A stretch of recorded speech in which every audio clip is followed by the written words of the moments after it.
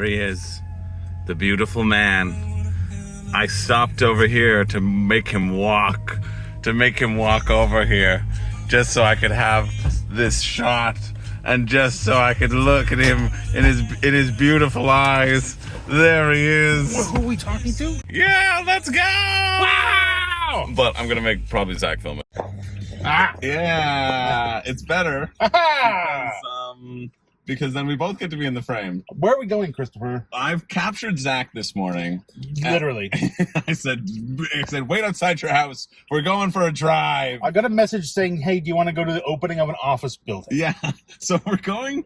I got an invite to Asmodee, it was one of the larger board game publishers, right? Like distributors. They're opening an office space in Brampton, Ontario. So I was like, I got a little RSVP note. It says, we're thrilled to announce Asmodee's 30th anniversary and the inauguration of our new office space. We'd love for you to join us as we start this exciting new chapter.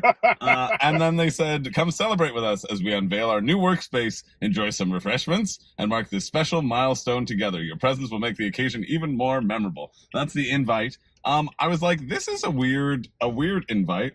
It's not like, well, we're going to be testing games. I think we're literally just going to an office building, and we'll be like, yo, this is a cool office building. We got to make sure it's the code, Chris. Yeah, and then that'll probably be it.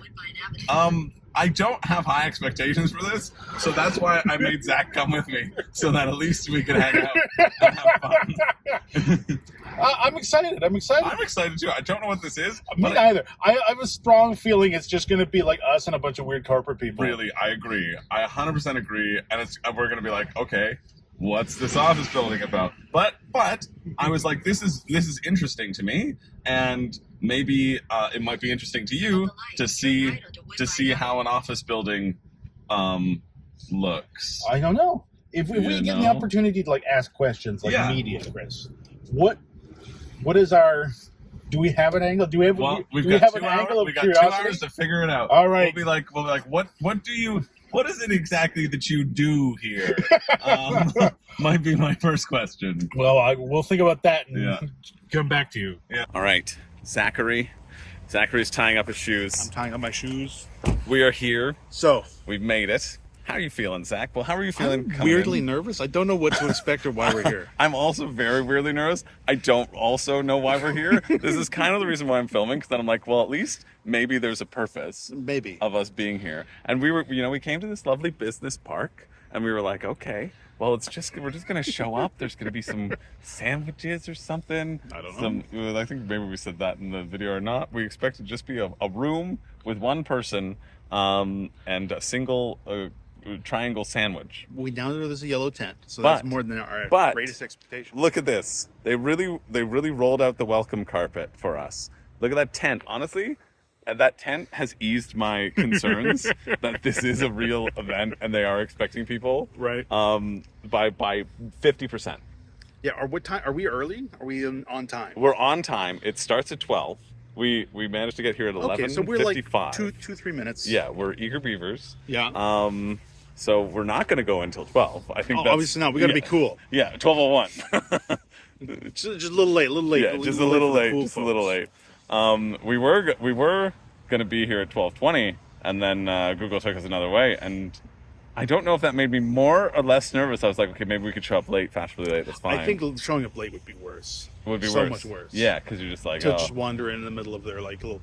Yeah, I don't know if they're gonna have a speech. Whatever they're gonna have. I don't think there's gonna be anything. So, but this is the office building for Asmodee Canada, and this is where some people are going to work in the board gaming industry. Yeah. And I guess we'll talk to some of those people, but we might get too nervous to film. Yeah. I don't know. I might get too nervous to film. It depends on how many people are there. If it's literally us in a room with the people who work here. Yeah. I'd feel very weird blogging in front of them. Yeah. But I might just ask somebody for an interview. Yeah. That's the thing. That would be fair. Yeah, which, we didn't I'll be your tripod. You'll be my tripod. I know I didn't bring a tripod. But I'm like, well, Zach will be my tripod. Yep. But, anyway. Hey, and if we are never seen or heard from again. Yes. Don't go into the yellow tent. Don't do the yellow tent. It's not worth it. It's not worth it. Anything else to say, Zach? I can't. think of anything. No, but we're gonna just stand here awkwardly, I think, a bit for 2 more minutes. It's moments like this I truly feel like an adult, Christopher. You know, I'm glad you're here with me, Zach, and we're gonna have fun, and we'll make sure to film some B-roll and talk about it after, or talk about it in the moment. But no promises. See at the Arby's, maybe. See at the Arby's. Yeah, we gotta look up the nearest Arby's. Oh, that's what the people want to see. All right. Give me the meats. Yeah? Ooh, look at that. Look how cute this is. That's so cute. Now, the most important part of any board gaming office, of course, is the gaming table. 100%. Rather than the offices just out there with everybody working in customer service and sales department. Yep. That's sweet. Now I'm filming you. Look at this. We got a ribbon cutting. I said it as a joke, but they're gonna do it. There wasn't a ribbon when we arrived, though. We're not allowed to go in the building until they've cut the ribbon. That's true. We screwed up. We screwed up. But look, this is the monumentous moment. Hi, Jenna.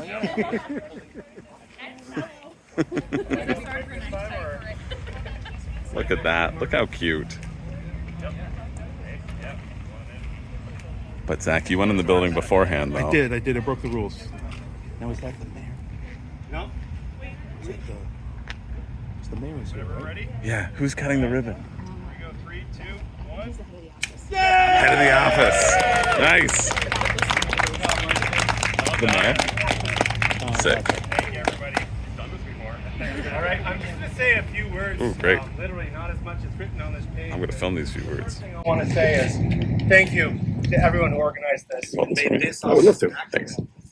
We came here, it was an empty building, and now we have an actual office that feels like home, and the people are standing right there. This is your home. It was built by you guys and actually made really, really pretty and very functional.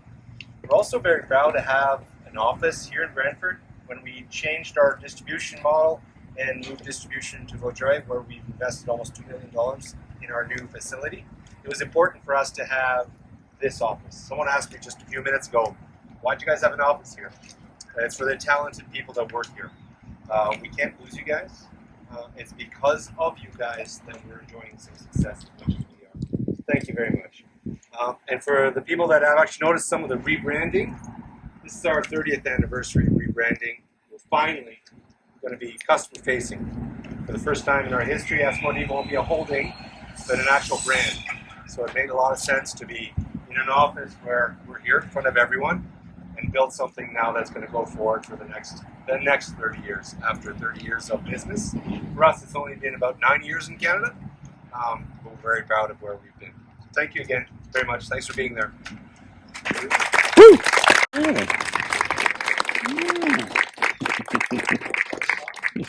Yeah? Pop it? Woo! Catch it? Oh, damn, that would have been so good. Oh, well. Goodbye, my lover. Goodbye, my friend. You have been the one. So what we've been doing right now is having conversations with some lovely people. Shout out to Megan and to Emily. Yeah, lovely people. Those are the lovely people. They deal with like sort of Asmodee PR. Right. And basically what we asked was, which Megan laughed at, was... Why are we here? Why does this exist? And it was like, but what's the point of even having an office opening to begin with? Right. And the short answer is that Asmodee has opened a office in Ontario. It is their second office in Canada. The other one is in Montreal. Yeah. The one in Montreal is a shipping center. This is more of an office building. Because they just invested a bunch in terms of like opening up the distribution aspect of it and whatever, yeah. Some big numbers were thrown around. 2 million. 2 million. Yeah. I heard a B word, but I wasn't sure if I had misheard. No, that was us saying we were on our way to 1 billion subscribers. Yeah, no, we are though.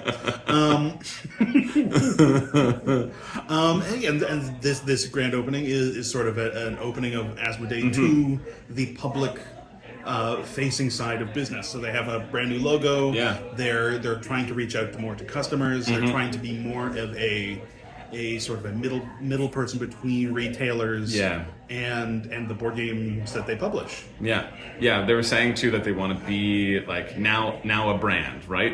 How Nintendo has that brand recognition, and so if you have like an Asmodee sort of thing, you know, you can publish things on a Switch. You don't have to be a Nintendo publisher, but like Nintendo is the Switch developer, or whatever. And Nintendo's name is on the box. Nintendo's name is on the box, and like Asmodee is going to start doing that as well. Kind of like a Hasbro or and establishing their name as like this is the brand of gamer games or whatever the brand is. You know what I mean? They have like over 200 companies that live in them, and so it was like how do they kind of establish that as a new brand and bring Asmodee forward? Because I was like, oh, we've heard of Asmodee. Everybody must, because everybody shares the same life experience. But not all people are as hooked into the board gamosphere. Not all people have the vein. It's just right in there. The drip, me with the board game the drip feed. So I thought that was cool, and that made a heck of a lot of sense. That makes lots of sense. And then the mayor was here too. The mayor was here, and I said, why? Jobs, Christopher, jobs, and jobs are important. Yeah, but it was cool. They did. I'll include a clip of the little speeches of the ribbon cutting that happened. Where I almost caught that dang.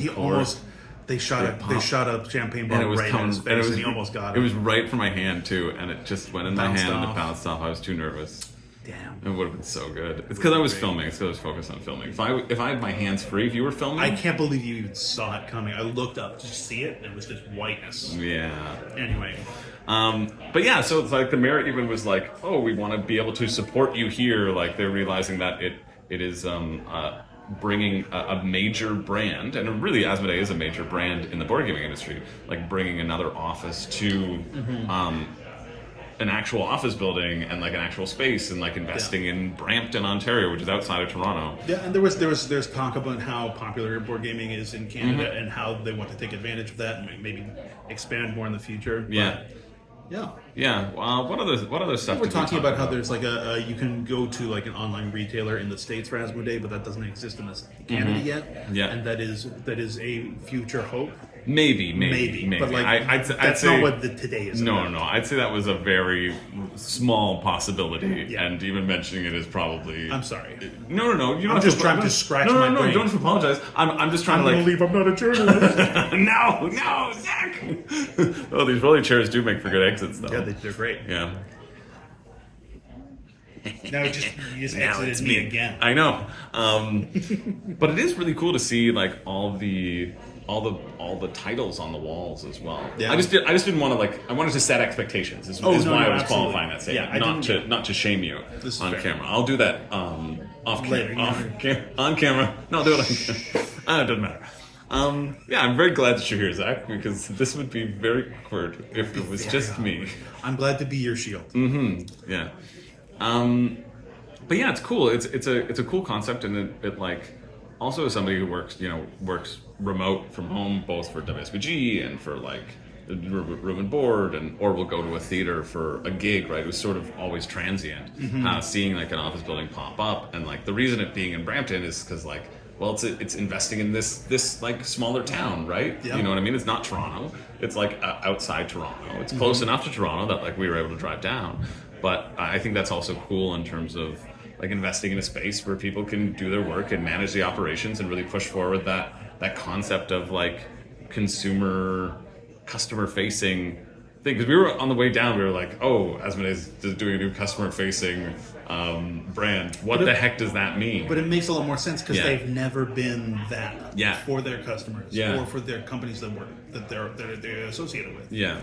Yeah. And so they still are going to be like doing mainly just working with retail partners, right? You can't go to an Asmodee website and purchase something. Right. Like I know other companies are. I just got a thing from BoardGameTables.com. Sorry, All Play, where they were sending like some review stuff, and they were like having a creator profile, and they're saying, oh, you can encourage people to like get stuff directly from our website, right? Like we sell all of our stuff as well as like retail stores do, but Asmodee is not doing that as a practice, right? They are still just trying to work with retailers and like do that distribution, and they've acquired Lion Rampart which is a big distribution thing up in Canada, and presumably for the purpose of distributing to retailers and creating an even more sort of robust network. Oh yeah, you got it. I know I hit it out of the way, and you were going to get it. I was going to get it. The Venus flytrap was closing. You stuck a pencil in and saved the fly. That was two errors on my part. Well, Chris. Yeah. The party is just a bunch of people just came in. Mm-hmm. There's a bunch of other people in there that we haven't spoken to. Mm-hmm. We're gonna go talk to some more people, and then we'll do this recap because I don't think we're gonna ever get somebody in a room to do an interview, and I think this is maybe better that we just go out and talk, and then just like come and film little recaps for you all for your own knowledge. Yeah. I guess.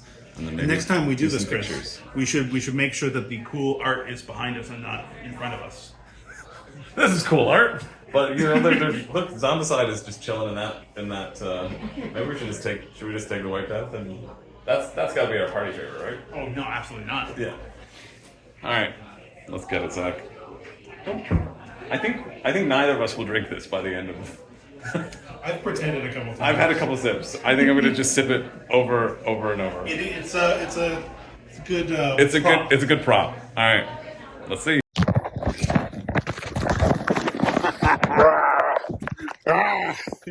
You know I'm keeping that in.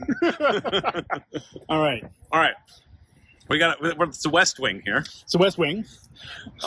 Leo, what are we going to do about the votes? We don't have the votes. Which we got to have a little walk and talk because it looks dynamic. You got to get Charlie on the phone.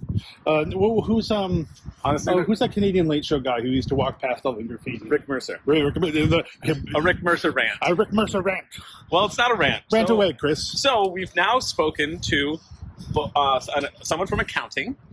We've spoken to somebody from the acquiring. What's it called? Acquisitions, yeah.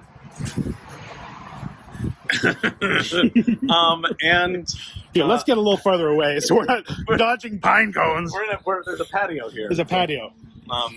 Yeah, so from like purchasing, that's the department, the purchasing department. Yeah. And then they send us over to somebody from the sales department who's also talking to Bosco, who runs Board Game Bliss. So we've had actually a lot of nice conversations. A lot of information. I feel like more information than I can absolutely fully digest. Yeah. I think what we'll do is just like try to talk about what we remember. Right, and I think these things will probably percolate, like pop back up from time to time as we're talking. In any sort of like video, and we'll record on the drive home too. Yeah, we'll have like a post recap sort of thing. That sounds fun. But yeah, first we talked to accounting, and we were like, "Yo, what's the coolest thing about accounting?" And he's like, "Well, really, because board game publishers are so small compared to like Asmodee. If I'm ever talking to like a publisher, and, he's talking to the CEO, he's talking to the CEO, or he's talking to the game designer, or he's talking to and it really made it like." I don't know if these trucks are going to be bad for audio, but do you want to go back the other way? We're here now. All right. It really made it so that like shone a light again on how small all board game companies are. Yeah. Like, I feel like I was talking about this in the Death of Crowdfunding video too, of just like, listen, every company is like two people, and they're a CEO because somebody's got to be a CEO. Right. And we were talking to the fellow from Board Game Bliss, and he was telling us his story of getting into board game retail. Yeah. And like that emphasized just how small and how much it is based on like people who just love the board games. And what's been really cool actually is that everybody who we've spoken to are clearly avid board gamers. One of the big things we were talking when we were talking to the purchasing people is we're like, how do you guys decide what companies to back, what games to back, or what games to throw your Asmodee's like weight behind? Yeah. And they're like, we have to play board games all the time. We have to talk to people all the time. Yeah. We have to always be sampling everything. So like they're active in the board game community as a necessity to be successful in their job. Yeah. Because you can't pick a winner as far as board games go without knowing anything about board games. Yeah, you need to know it. So they actually like play it with the sales team, and they're like, okay, is this how do we feel? Like, is this something that like our partners would want, or like retail partners would want? And so they work like really well in both of those areas, really, which I thought was a cool a cool idea. Yeah. In terms of purchasing, they were really cool to talk to. Purchasing was like they were fun people. Yeah, they were great. They were super. Not that everybody else isn't fun. No. But like you went over there and you were like, these people spend all day being like talking to people actively. Yeah. They had that gas. Yeah. Right. Yeah. Like the fellow from accounting was a lovely person as well, but you can tell that he spends more time at his desk crunching numbers than talking to people. Well, but it was Robin from accounting who was like, hey, go talk to purchasing. They're the rock stars of like Asmodee, because they really every day is draft day is how he framed it, right? And he said what's really cool is I get to now my job is I'm your favorite toy store's toy store was a quote that I remember him saying. I was like, file that away because it was a great quote. It's a very good quote. And it's true, right, in terms of what like Asmodee is trying to be and trying to exist as. We also asked about like the Embracer Group, because Asmodee was acquired by the Embracer Group. Yep. And then here, you want me to hold your stuff so that you can just be cameraman? That would be lovely. Look at You know that. what? It's just you. I like being on camera with you. Oh, but it's so hard to squeeze myself in. I feel like my entire head is the screen. That's great. Okay, Perfect. fine. Yeah, it's way better. So Asmodee was acquired by the Embracer Group, and then they dumped all the debt onto Asmodee, and then Embracer Group was like, now go off and be your own man. And so now Asmodee is publicly traded on some sort of stock market, Swedish stock market or something like that. I didn't catch it. I just know it's a stock market. Yeah. They say they're doing well on the stock market. Yeah. So, so that was an interesting little conversation. The other thing I really liked talking to the sales team was when they were talking about difficulty between that embargoes pose. Oh yeah. On board games, and the cycle where retailers and people like Asmodee sellers will or the warehouses will have a game, but it's under embargo. They can't tell anyone about it, and then the knowledge of that game will go out after they've already had to commit to purchasing all the board games and things like that. Yeah. After they've already put in their production run, and they only find out which games are hits or misses, which games are going to be popular when people start to pre-order them after the embargo. Too late to place any new orders on the game.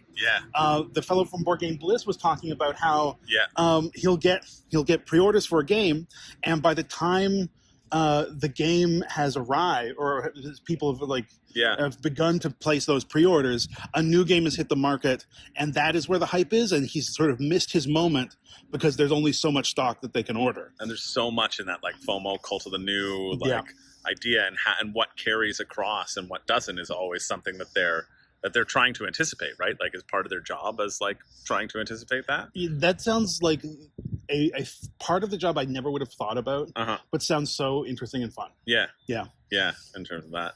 And frustrating. Yeah, for sure. Let's keep our walk. Okay.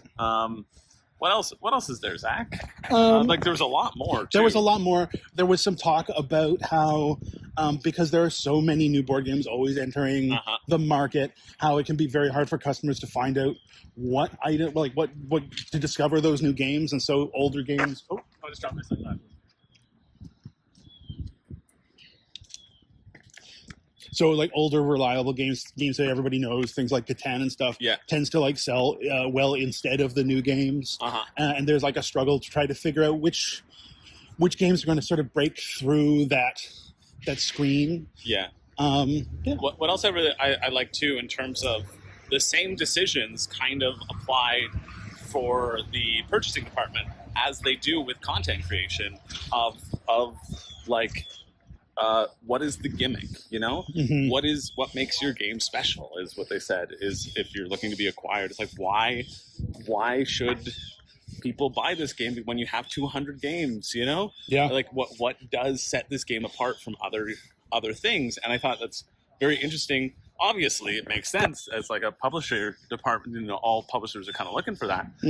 But even as somebody who's like a larger distributor and like, hey, we come under our umbrella and like, we're going to add you to our brands, like we have so much stuff, how do you set yourself apart becomes like an even more more important question. Yeah. Right? Now, Chris, we should have kept walking until we had conveniently centered a certain logo. I know. I was going to just pivot us, but now that you've drawn attention to it, it's going to be less. Less exciting. Oh, damn! All right, we can redo this whole conversation, lap the whole building again. Yeah, that's true.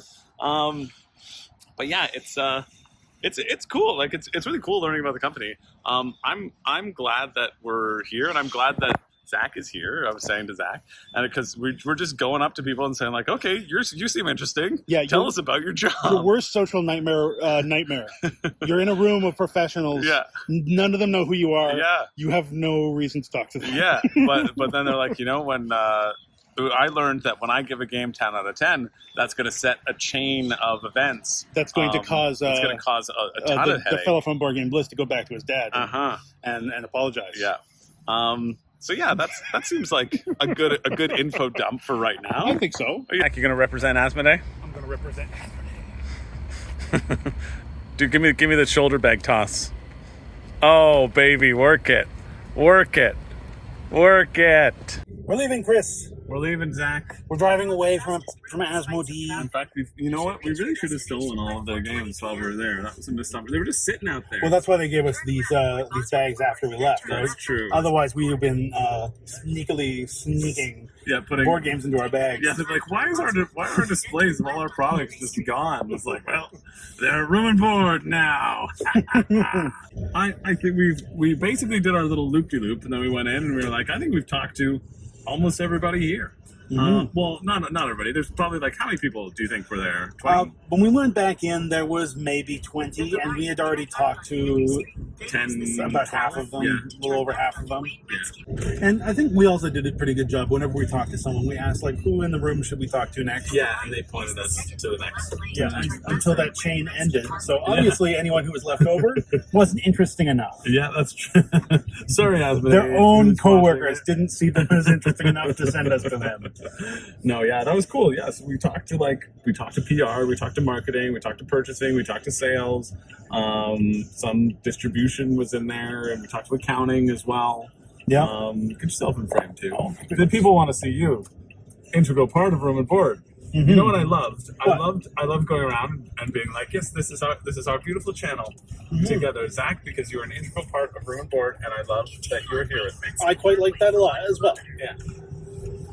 When we're a full conglomerate like Asmodee, we're going to have our own office. We'll have our own opening. Good. Mine will be in Montreal. Yours can be in Ontario. Okay. Never the twain shall meet. Yeah. That is cool. That's only in 2 spots. Yeah. Like, that makes it a little bit more memorable to open an office, right? Right. And like the fact that the different area, the different locations have such a different purpose. Yeah. Like, it's not like they have an office in 2 different places. They have their warehouse and distribution in Montreal. Yeah. They have a studio in Montreal, and then they have this office building here where they do the sales and stuff like that. I thought it was cool too that like a lot of people from here worked at like the Lion Rampant, which I still don't know if it's Rampart or Rampant. I think it's Rampart. I thought it was Lion Rampant would be like calling your company like Tigers Mauling. Or I think it is Rampant though, because I've heard both from multiple people who we spoke to today. Wild dogs tearing. Like, I'm not turning here. Why am I turning here? I don't know what you're doing. You're in the turning lane. Yeah, I got distracted. You want me to turn this off while you're driving? No, but I'm just gonna go here and then I'll do a little loop. Yeah, what was your? I thought that was quite a nice event, and I'm very glad we went. And I feel like I know a lot more about what Asmodee does, because I don't think I really knew anything. I knew it was just kind of a conglomerate, and I know it's still kind of a conglomerate, but as a distributor, right? But yeah, but it seems like it really operates as that hub, that contact point for retail stores, really, so that it is all in one place, so that the retailers could be like, listen, I want this, and they're like, okay, we can get that for you, rather than having to then deal with, like, they are the middleman in a sense of, like, dealing with all the other board game publishers, right? Yeah. All the little, like, the 3-person teams, whatever, but being able to have that all in one place and have a retail store, just be like, hey, I want all this stuff, they're like, great, we got you covered, rather than them having to reach out to, like, you know, Burnt Island or whatever, and reach out to every single store directly, which would be insane to put upon a very small retail store. Is like many of the, even Board Game Bliss is probably one of the biggest stores in Canada, I'd say, for retail. And it still like feels very mom and pop from what we've been talking about. Well, yeah, I mean, he was there talking about how he when he started his business. I mean, it's not our story to tell, really. It's his, but but we're going to tell it. We're going to tell it. But when he started his business, he was like, he really liked board games. He wanted to get into board game retail, and he went to.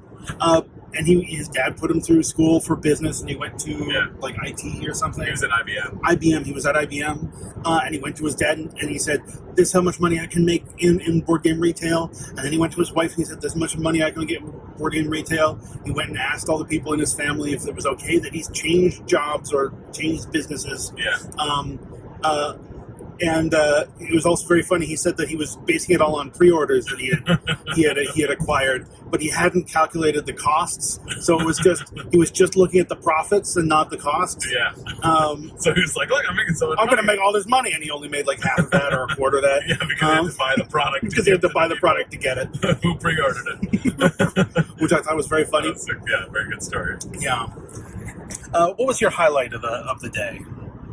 That's a good question. I really enjoyed talking to everyone. I thought everybody felt very knowledgeable about their specific area of expertise, which I thought was cool. And it's sort of heartening to be and we were just kind of walking around just saying like, "Oh, what do you do? Like, tell us about fun things, etc." And I'm very glad we did that in like a casual way instead of like trying to put a camera in people's faces. I'm very glad we didn't do an interview, because that I think would have sucked. Yeah. And we wouldn't have been able to actually get the real sensation of what was sort of going on behind the scenes. Yeah, I really liked talking to everybody. I found everybody very personable. I loved learning every little aspect and seeing like a glimpse of behind the scenes. So it's hard to like really pick a specific moment as being my favorite. I liked recognizing that, even though Asmodee is like the largest board game distributor in Canada, right? Or in the board gaming industry, I would say, because they hold so many titles. I think it's a safe bet. At least one of them. I really like that everybody who we spoke to seemed to be very just still passionate and still be gamers as well. Yeah. Which, hey, it's good PR for you guys because we're talking about it. It feels like a PR blip. I also really liked when Emily was like, "We believe that there's a game for everybody," which is something that I've said so many times when I'm trying to get people into board gaming. I'm like, "I don't like board games." I'm like, "You do.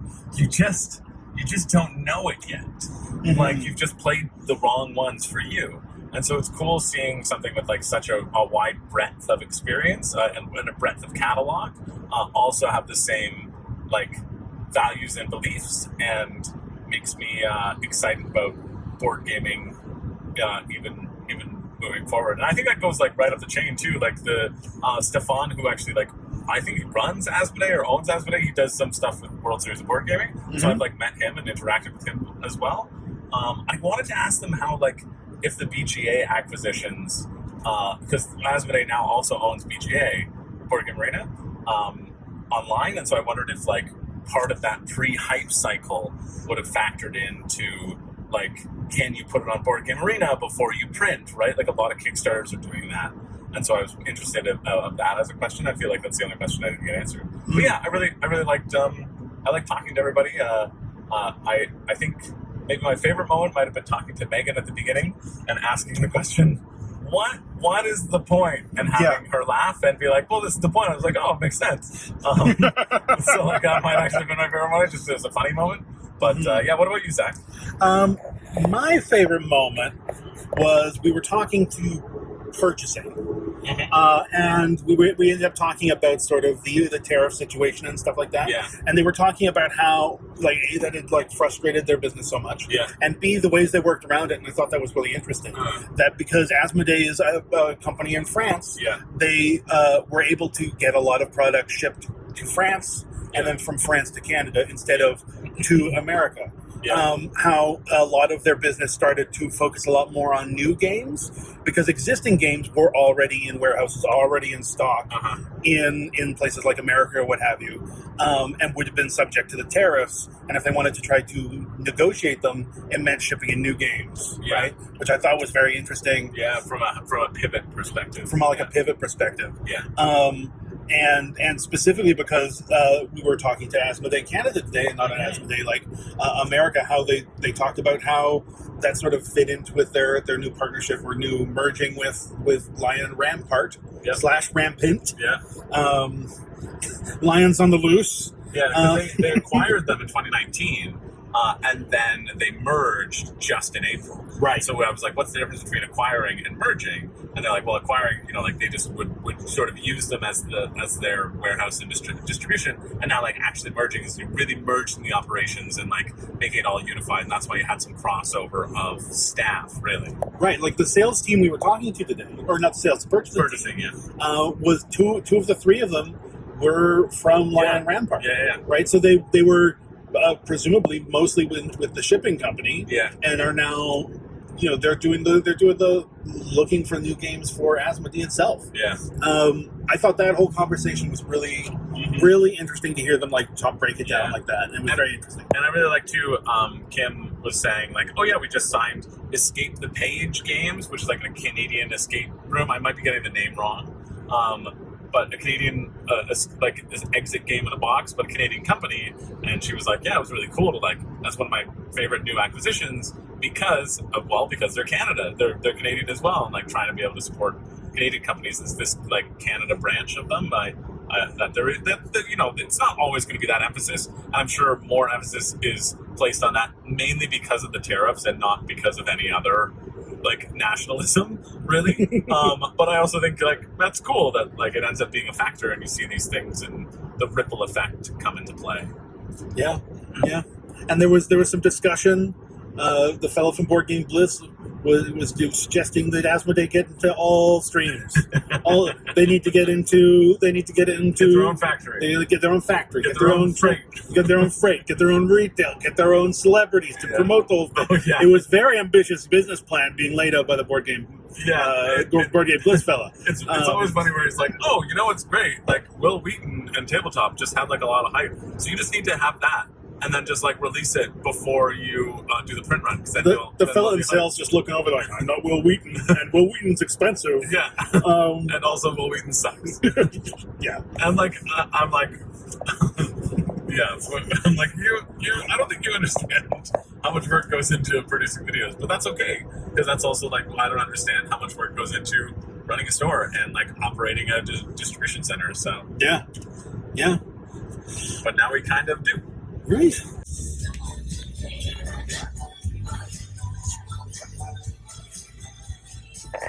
Well, it was fun, Zach. I think so too.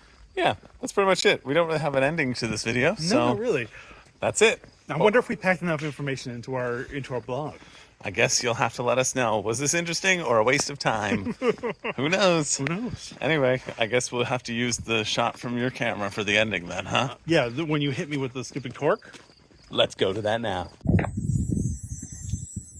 We're home, Christopher. We're home, Zachary. Ow.